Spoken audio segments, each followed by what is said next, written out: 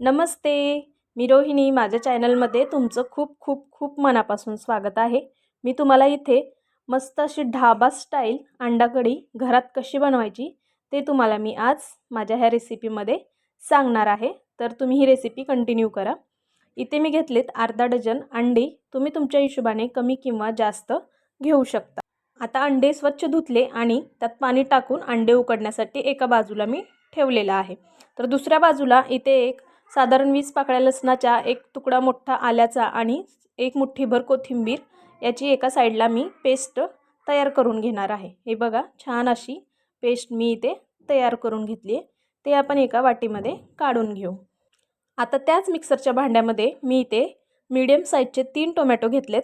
ते देखील छान असं मी याचं पेस्ट बनवून घेतलेला आहे. टोमॅटोची पेस्ट देखील इथे तयार झाली आहे.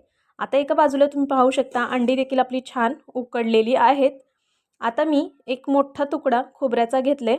आम्ही घाटी साईडचे त्यामुळे आमचं प्रत्येक नॉनव्हेजच्या ह्याच्यामध्ये काळं खोबरं हे वापरलंच जातं. तुम्ही देखील एकदा वापरून बघा, खूप छान टेस्ट येते आणि खूप छान ही अंडा कढी लागते. आता ते देखील आपण मिक्सरमध्ये छान असं बारीक वाटून घेऊ. हे बघा, इथे वाटून झाले. आता अंडे देखील छान उकडलेत. ते पटकन असं थंड पाण्यामध्ये टाकून सोलून घ्यायचे आहेत. पूर्ण अंड्याचा कवर आपल्याला हा काढून घ्यायचा आहे लक्षपूर्वक, नाहीतर काय होतं, ते वरचं कवच आहे ते आपल्या अंडा कढीमध्ये गेलं तर ते खूप विचित्र लागतं. त्यासाठी एकदम स्वच्छ आपल्याला हे अंडा सगळे सोलून घेतले. ते बघा, मस्त असं मी 6 अंडे सोलून घेतलेत.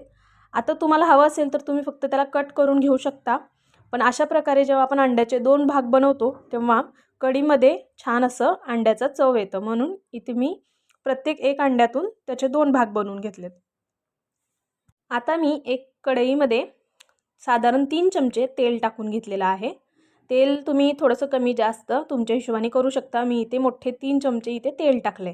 तेल आपलं छान गरम झालं की यामध्ये 2 तेजपत्त्याचे आपल्याला पानं टाकून घ्यायचे आहेत.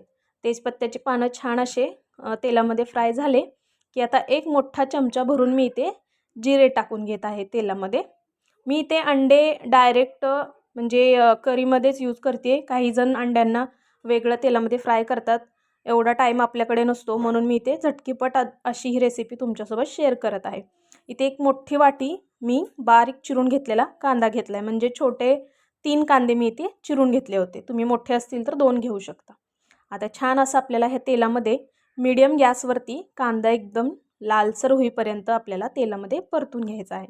ते परतत असताना मी इथे 3 हिरव्या मिरच्या घेतल्यात, ते मधून चिरून घेतल्यात. ते आपल्याला ह्या तेलामध्ये टाकून घ्यायचं आहे. आता हे छान असं आपल्याला लालसर कलर येईपर्यंत फिरवून घेत आपल्याला कांदा एकदम सॉफ्ट करायचा आहे. अजिबात आपल्याला एकदम मोठा गॅस ठेवायचा नाही. मीडियम गॅसवरतीच कांदा छान असा लाल झाला की आता आपण इथे कोथिंबीर, आलं आणि लसूण याचं जे पेस्ट बनवलं होतं ते पेस्ट तेलामध्ये टाकून घेऊ.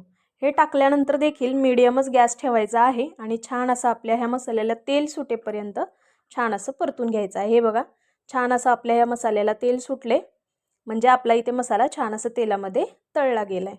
आता यामध्ये आपण वाटून घेतलेले टोमॅटोचं जे वाटण आहे ते टाकून घेऊ. ते टाकल्यानंतर देखील छान असं आपल्याला परतून घ्यायचं आहे. जोपर्यंत त्याचा कच्चापणा जात नाही तोपर्यंत आपल्याला हे असंच तेलामध्ये छान परतून घ्यायचं आहे. हे बघा, तुम्ही इथे पाहू शकता कढईपासून एकदम सेपरेट होत आहे आपलं हे मिश्रण, म्हणजे आपले छान असं परतून झाले. आता मी इथे अर्धा चमचा हळद टाकून घेत आहे आणि इथे चवीनुसार आपल्याला मीठ टाकायचं आहे. तुम्हाला जेवढी ग्रेव्ही बनवायची आहे त्या हिशोबाने तुम्ही इथे मीठ टाकून घ्या. आणि आता हळद आणि मीठ टाकून झालं की याला छान असं आपल्याला परतून घ्यायचं आहे.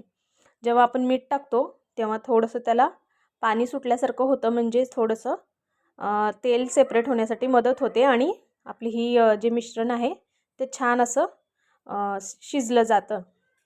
हे बघा, छान असं आपलं इथे तेल सेपरेट होत आहे मसाल्यातून, म्हणजे आपला इथे मसाला छान रेडी झाला आहे. आता यामध्ये मी मोठे 2 चमचे आमचा घाटी मसाला यूज करत आहे.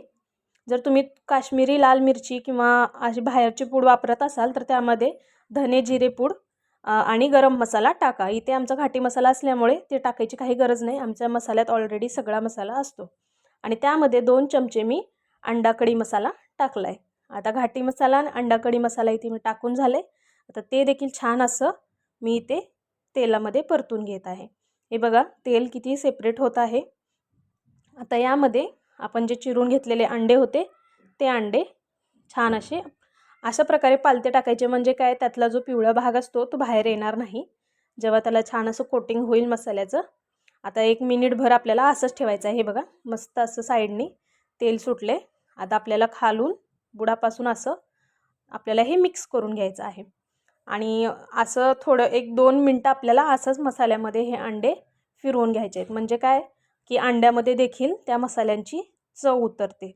लगेचच आपल्याला यामध्ये पाणी टाकायचं नाही. 1-2 मिनटं आपल्याला असंच आपल्याला ह्या मसाल्यामध्ये अंड्यांना परतून घ्यायचं आहे, कारण आपण इथे अंडे ऑलरेडी पहिलेच म्हणजे फ्राय करून घेतलेले नाहीत, म्हणून अशा प्रकारे आपण इथे या मसाल्यामध्ये कोट करून घेत आहोत. हे बघा आणि गॅस एकदम मी बारीक ठेवला आहे, अजिबात मोठा ठेवू नका, नाहीतर काय होईल की आपला हा मसाला तळाशी लागेल. दुसऱ्या साईडला मी आपल्याला जेवढी कढी हवी आहे तेवढं मी पाणी गरम करायला ठेवलं होतं. आता ते पाणी आपण ह्या मसाल्यामध्ये टाकून घेऊ. तुम्हाला जेवढं म्हणजे घट्टसर हवं आहे किंवा मग थोडंसं पातळसर तुम्हाला जर कढी हवी असेल तर तुम्ही बनवू शकता. पण तुम्ही बघाल धाब्यामध्ये खूप पातळ अशी ही अंडाकढी नसते, थोडीशी दाटसरच ही अंडाकढी असते, म्हणून आपण सेम जशी धाब्यावरती भेटते त्याच पद्धतीमध्ये आपण इथे बनवणार आहोत. खूप जास्त पाणी टाकणार नाही. हे बघा आता मी इथे पाणी टाकून घेतलंय, तरी देखील खूपच घट्ट दिसते, म्हणून मी इथे थोडंसं अजून पाणी इथे टाकून घेत आहे. हे बघा जे तुम्हाला जसं हवं आहे तसं तुम्ही बनवू शकता.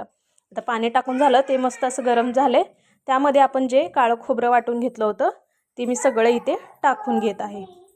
काळं खोबरं जर तुम्हाला टाकायचं नसेल तर ते स्किप देखील करू शकता, पण तुम्ही एकदा नक्की ह्या पद्धतीने बनवून बघा, तुम्हाला खूपच आवडेल. काळं खोबरं टाकल्यामुळे काय होतं की चव एक वेगळीच चव येते आणि खूप छान अशी ही आपली अंडाकढी खायला लागते. आता काळं खोबरं टाकून झालं की आपल्याला हे मस्त असं मीडियम गॅसवरती छान असं आपल्याला हे उकळून घ्यायचं आहे अंडाकढी. आता मी याच्यावरती एक झाकण ठेवले आणि 1-2 मिनटं आपल्याला याची वाफ काढून घ्यायची आहे. बघा मस्त आपली अंडाकढी इथे तयार झालेली आहे. तुम्ही पाहू शकता अजिबात जास्त तेलकट नाही किंवा एकदम म्हणजे असं तेल चमचम नाही. आपण छान अशी अंडाकढी इथे बनवून तयार केलेली आहे. तुम्ही आता ही भाकरीसोबत खावा, भातासोबत खावा किंवा मग नानसोबत खावा, एकच नंबर लागते. तुम्ही ही रेसिपी एकदा नक्की ट्राय करून बघा आणि जर तुम्हाला ही रेसिपी आवडली असेल तर माझ्या चॅनलला सबस्क्राईब करून लाईक करा आणि मला कमेंटमध्ये नक्की कळवा. बाय.